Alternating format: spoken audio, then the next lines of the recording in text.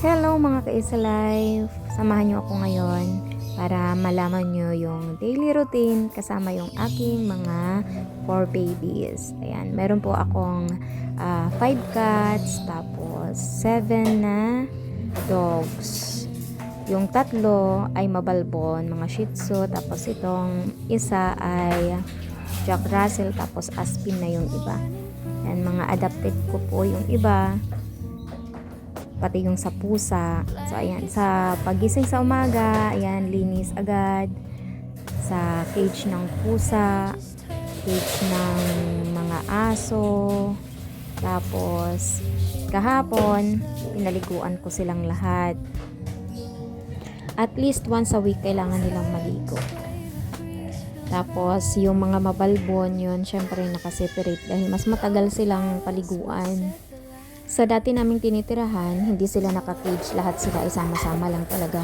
Nakakagala-gala sila sa loob lang ng bahay. Ito kasi, andito na din si Habi at syempre ayaw niya nang makalat-kalat sila at ayaw na yung dinadamba-damba. Kaya kailangan silang i-cage. Pero may mga time po na pinapalabas sila, piniplay. At yung mga Shih Tzu, yun lang ang nasa loob ng bahay. Dito sa may gate naman, kaya sila lahat nandyan lang at safe naman po sila. Tapos may time lang na pinapalabas namin sila para mag-play, tapos gumala sa loob ng bahay, ganyan. Kaya may time silang mag-exercise din.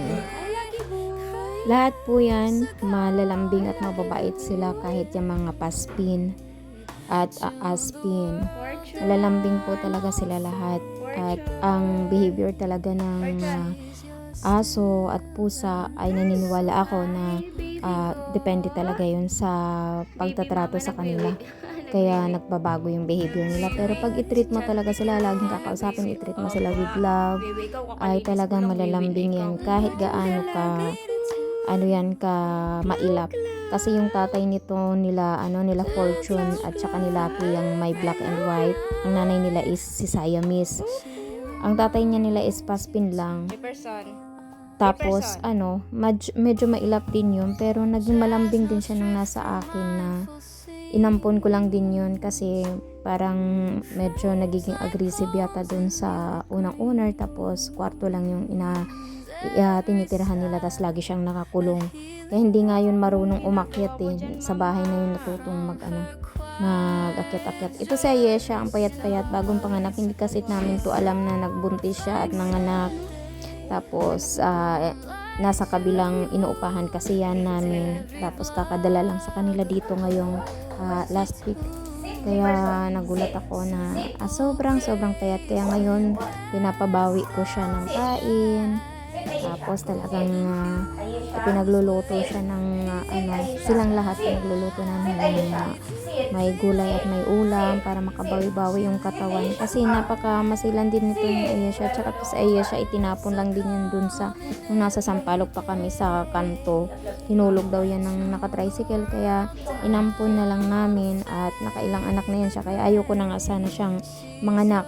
Kasi nga pumapayat siya at lalo na hindi ganong naalagaan. Kaya dito ngayon sinusulit ko silang maalagaan muna, makabalik yung katawan niya. Tapos for adoption na po pala yung kanyang mga puppy. Kahit po yan si Ayesha, super lambing po yan. Ito si Jack Russell, si Yontan yan siya.